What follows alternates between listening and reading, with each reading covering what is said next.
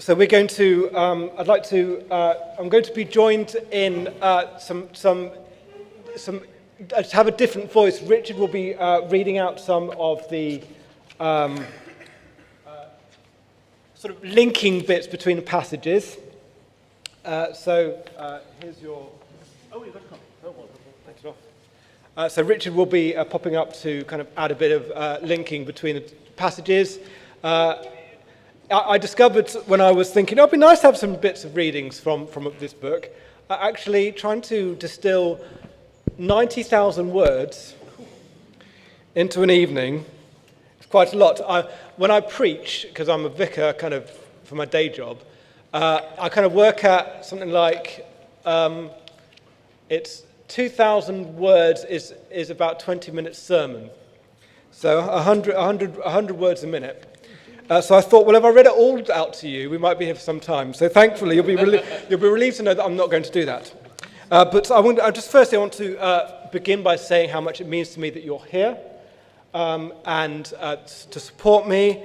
And for this part of the evening, we're going to be, I'll be reading passages of the book, and it's going to be interspersed by music provided by Richard and Richard that will hopefully evoke some of the time and the mood that we experience in the book. So let's begin. You can start this. You'll need to. Yeah. Thank you very much. On. Here we are. Right, here we go. So let's begin by going back to Cambridge in the 1930s, where Fred Clayton is about to begin a new life, having won a scholarship to King's College. Fred comes from a working class background in Liverpool and finds himself in the rarefied halls of Cambridge at a time of political turmoil. Owing to his background and his being different from his contemporaries, many of whom came from Eton, he finds he is treated as a bit of a novelty. Here, he has some very interesting encounters and makes some good friends, including with one Alan Turing. One evening in November 1933, Fred was having drinks with his new friend and fellow Kingsman, Alan Turing, in the junior common room of Trinity College. Fred had first got acquainted with Turing through rowing. Though he wasn't sporty, his slight size did give him certain advantages, and he became cox for Turing's boat. Fred was with Turing one evening in the common room bar when they were approached by a man with movie-star good looks, wearing a striped suit jacket, spotted tie and cream trousers, ostentatious even for Cambridge. He nodded to Alan and focused his attention on Fred. "Hello, I don't believe we've met. Can I get you a drink? I'm having a gin fizz. Would you like the same?" "Oh, thank you. No, half a mild, thank you." "Right you are." The man sauntered towards the bar. "You've caught someone's eye," Alan muttered. "Believe me, I can tell." "What do you mean?" Fred protested. "Oh, stop it, Alan." Turing raised his eyebrow, but before the conversation could continue, the man returned to the table. "Mind if I join you?" and sat down without waiting for an answer. "So, you're clearly not from around here." "No, I'm from Liverpool." "Liverpool? How interesting. I've heard things are terrible up there. Thousands of people unemployed. It just goes to show that the capitalist system is utterly bankrupt. I'm sick of it, and so are a lot of us. I suppose that's what brought me into the party. They're a great bunch. There's a demonstration happening at the weekend for the Armistice Day celebrations by the War Memorial. Why don't you join us? I've heard you'll be there, Turing, won't you?" Turing nodded. I'm not sure what my plans are yet," Fred replied. "Oh, right," the man responded, seemingly affronted. "Anyway, I must be going." He proffered his hand. "Nice to meet you." "Fred Clayton. I'm Burgess. Guy Burgess. I'm sure we'll meet again." Fred felt perplexed by this encounter. At first he was flattered by the interest shown in him, but he wasn't sure what it was about him that had piqued Burgess' interest. Over time, though, he came to realize that because of his modest origins, it was assumed that he would be naturally sympathetic to the burgeoning communist movement. But it wasn't quite that simple for Fred. Things never were.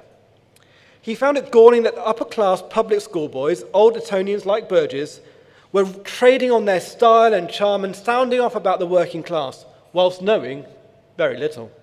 They pressed Fred very hard in their attempts to convert him, but he distrusted their dogmatism, the extension of Marxism to all the spheres of life, and sometimes their remarks seemed plain daft.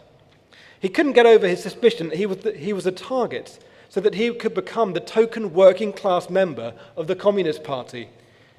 And he also didn't like their tactics. He didn't like being encircled. Another day, Fred was sitting with Turing on the Bodley Court lawn. They were sitting together, and they heard the familiar clipped voice. Turing? Clayton? Together again? Thought I'd find you here. Without waiting for an invitation, Burgess sat down and continued. You know, Clayton, of all the people here, you really should join the British Communist Party. We understand the sufferings, the oppressed working classes. I'm surprised at you, really, coming from where you do. Fred and Turing exchanged exasperated looks. Fred had lost count of the number of times Burgess, Blunt, and their associates had attempted to recruit him. Until this point, he had joined in their discussions, good-humouredly battered their attempts away. But after Burgess ignored his polite refusals a second time, something snapped. Fred stood up. Look, Burgess, I know you'd like me to be your poster boy, and you go on as though you really know what it's like for us poor, backward people in the depressed North. You pontificate about the working classes and lecture me on their sufferings, but you don't have a bloody clue what you're on about. I doubt you even know anyone in the working class. And no, I don't really count, do I? You think that communism is the sole safeguard of peace on earth, but refuse to look at the atrocities that are being done to opponents of Stalin and his cronies in Russia. The only peace for those who don't toe the line there is in the grave. Quite frankly, I've had it up to here. I won't be joining you now or never. Fred glanced over at Turing, who could barely suppress the grin on his face. I'll see you later, Alan. I'm going back to my room. He swept off, leaving Burgess with a stupefied expression on his face, for once, speechless. So, that was life at Cambridge for Fred. A heady time that opened up an insatiable appetite for discovery. A natural linguist, he next turned his attention to German, travelling to Vienna during a break in studies. While he's there, he reads Mein Kampf. Another obsession, a deep and growing hatred of Hitler, is born. So this is 1934 now. The question that kept niggling at Fred was, could the German population really believe this Nazi doctrine preached by Hitler and his cronies with such violence? There was only one way to find out. By experiencing it firsthand, he wanted to go to Germany to find out what was happening, what the Nazi system was really like. As well as the search for truth, he was also attracted by the idea of making human contact in spite of everything, to somehow build bridges. Perhaps it was the optimism and idealism of youth, but he thought he could make a difference. So in 1936, he travelled. So, he decides to take a year's break from his studies to spend a year in Dresden, teaching at the renowned Kreuzschule, the School of the Holy Cross. At last, the train was nearing Dresden, his destination, and the place where Fred would call home for the next year. He craned his neck to catch his first glimpse of the silhouettes of the old town on the southern bank of the Elbe River. Fred gasped at the beauty that had earned Dresden the title of the Florence of the Elbe. He had spent happy hours poring over photographs of the old city in the library in Cambridge, but the reality before him, even glimpsed from the train, was better than he had imagined. Fred soon settles in and faces his first day at the famed Kreuzschule, the School of the Holy Cross, where he will teach for the year. Fred's first class is with the formidable Herr Klinger, with the 15 and 16-year-olds. Lessons with Herr Klinger proved to be very interesting indeed. In their second lesson, Klinger deliberately took Fred by surprise by delivering the whole class over to the Englishman. Talk to them in English. Talk to them about English public schools. They will understand. Fred was rather taken aback by this. Klinger clearly believed in the success of his own teaching. Fred was more than a little embarrassed. He could feel he was blushing, but there was nothing he could do. Soon he was stumbling, mumbling, hesitating, speaking almost apologetically as he tried to say something coherent and useful to the class, while wondering how much they really understood. He could see by the blank faces that the majority understood very little. But he had noticed a particular boy whose blue eyes were accentuated by the sky blue pullover he was wearing. He wore black corduroy shorts and no tie. There was nothing very uniform about any of the lad's attire in the school. He was regarding Fred with an amused smile. They exchanged glances, conveying their shared appreciation of the absurdity of the situation. "We both know," the glance said, "that you probably don't understand what I'm saying. But it's okay. I wouldn't worry about it. It's the most awful rubbish anyway. It's absurd, isn't it?" The joke was on Klinger, who clearly wasn't as good at teaching English as he thought he was. Fred ends up making a connection with that boy in the blue pullover, and they talk after the class. It turns out that this boy, Götz, struggles with school. Fred offers to help him out and is invited to visit his family and become a tutor for him and his younger brother, Wolf.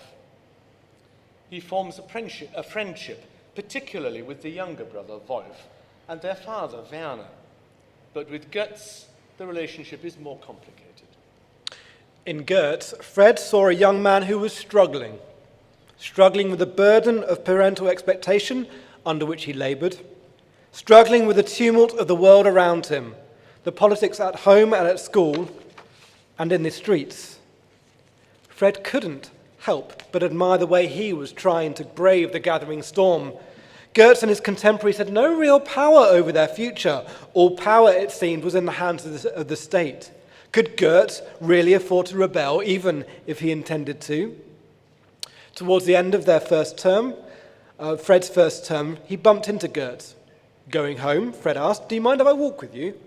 "Not at all." As they were talking on the street corner, a group of boys from the school passed them.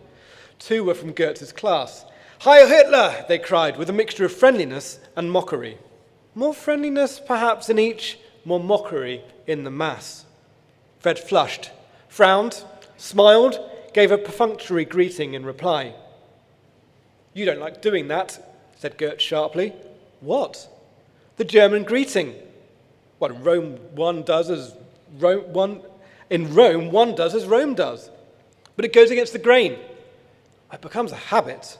But you don't like it," Götz persisted. Fred frowned. "Why do you want me to admit that?" "Oh, I don't know," began Götz, but then it all came pouring out. "You can't be expected to understand it all. You think of the poor Jews and the poor communists and the terrible camps. Don't look at me like that. I hear what my parents say. I know about Dachau. It's near where my grandparents live. That's where the political prisoners could get sent. I'm not as ignorant as I look, you know. Why did you come here if you're so anti-German?" "I'm not," Fred protested. "I may be anti-Hitler. It's the same thing, and you know it. What do you want? Why don't you leave me alone? Why can't you go and find some other victim of your propaganda campaign?" "What's the matter?" Fred asked, taken aback. "Has something happened?" "No," Götz shook his head. "It's no good. Look, I've got to go now." He turned and almost ran away. Fred felt numb. So much for building bridges. 6 months later, at the end of his time in Dresden, Fred takes time to reflect. Above all, Fred had found that he'd got emotionally involved with the people he'd met in Dresden. It was made worse, almost like a fever at times, by the feeling that the pupils in the Kreuzschule were trapped by a regime which they had been too young to choose. He feared that war between their two nations was inevitable. This generation of innocent young men would be amongst the many victims of such a conflict. He'd come to Dresden with vague ideas of bridge building. Perhaps some bridges had been built. Whether they would stand the test of time was another question. So, Fred returns home to England, increasingly troubled and feeling utterly helpless as the nation sleepwalks towards war with Germany. When war breaks out, Fred makes the decision to write a book. This book would remind people that Germans were humans, to be loved and pitied and not guilty because they were German. He resolved that this book must be done before he and his countrymen began to hate too much. Whilst it was still possible to think of in terms of individuals, it would be, in the midst of war and hate, a declaration of pity and love for the trapped youth of Dresden. Perhaps there was room for this novel. Perhaps someone would dare to publish it. How would it be received? Was the country at war with the people he depicted as lovable creatures, ready to read such a potentially controversial book that would offend their patriotic values? Fred's book, The Cloven Pine, is published, but not before he is sent to India as a codebreaker. He will be there for over 3 years. After the end of the war, Fred writes to the Büttner-Wolbst family, this is Götz and Wolf, and others, in an attempt to pick up the threads of the life that seemed to have completely unraveled.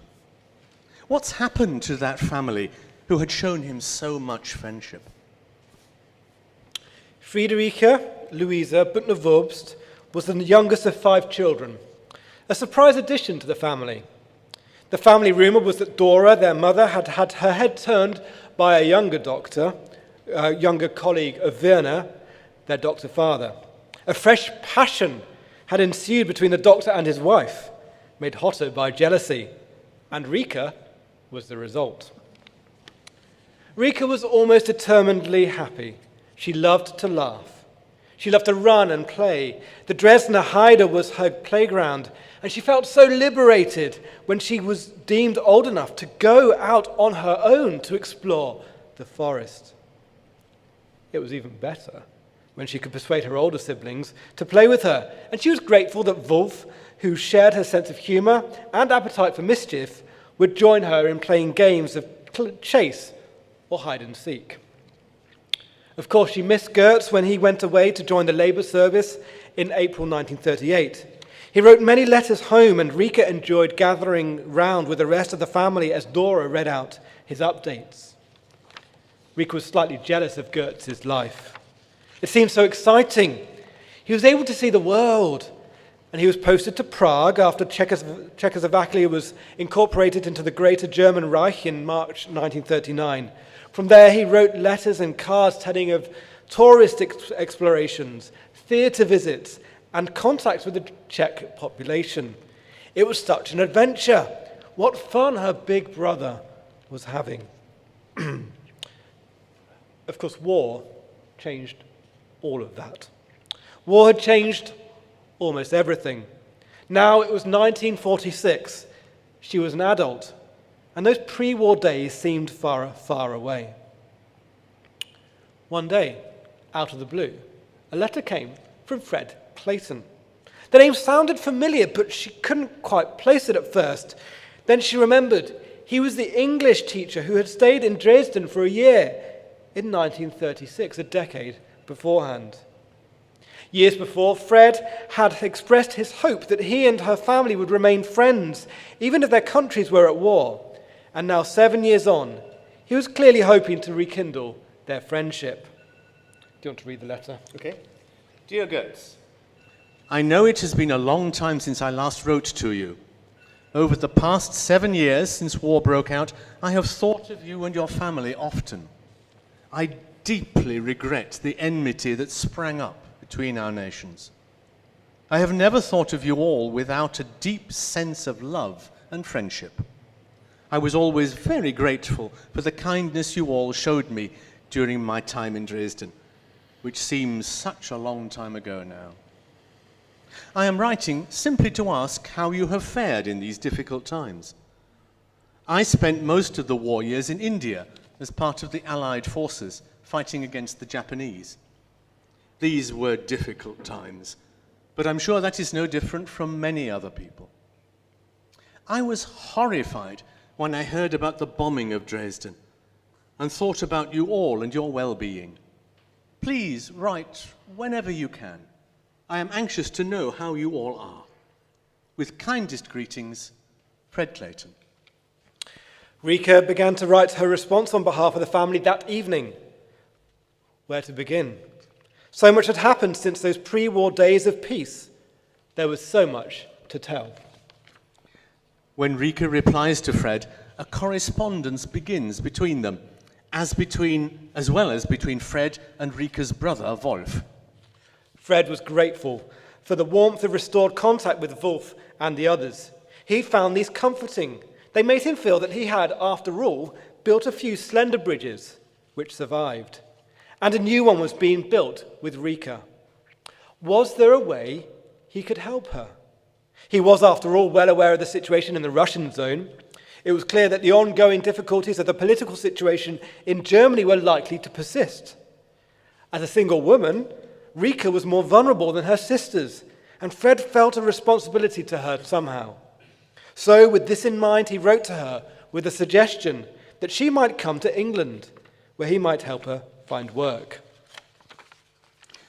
There is talk here that perhaps German girls will be able to come to England for certain types of jobs.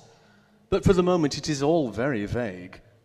I just wanted to say that I might be able to get you a reasonably pleasant position here. He was fretful about how this must have sounded. Was it being too patriarchal or even controlling? He didn't even know the woman, and here he was offering to help her. Fred needn't have been concerned. Rika was grateful for his interest in her and for the way he sought to help. She replied warmly from the State Farm where she had worked during the war, visiting old friends. Dear Mr. Clayton, if only you knew how much pleasure your 2 letters gave me. I found your suggestion about coming to England to work really interesting. I'd be delighted to come, because I really believe I would be well looked after under your protection. Of course, a secure job would be the first step towards such a move. As their friendship evolved, plans for Rika to come to England under Fred's protection became more concrete. At first, in the early stages of their correspondence, Fred saw himself as the strong protector of a lonely child, motivated by his regard for the Butner-Volbs family. But he began to realize that she was so much more. Each letter simply added to the impression that was forming in his mind of a powerful, resilient, fearless, down-to-earth, and funny young woman. She confounded his expectations. She was like no one he had ever come across before. And he discovered that he was almost desperate to get to know her more. He prized her letters, reading them so many times that he could recite parts word for word. Although he had not heard her speak as an adult, he imagined a way that she might read these letters aloud to him. He began to rely on them to lift his spirits, to quieten the anxiety that still followed him like his shadow. And it worked. Something about her presence, conveyed through her words on those pieces of paper, brought him peace. If she could do that through her words, he dared to think, then how much more would this be true if she were there in person? What if she came to England as his equal, not for work, but for life, for love? It was all so unfamiliar, but also frightening. Although it seemed barely credible to him, he wondered, could she be much more than a pen friend, more than Wolf's sister? Could she be so much more? Well, you'll just have to read the book to find out.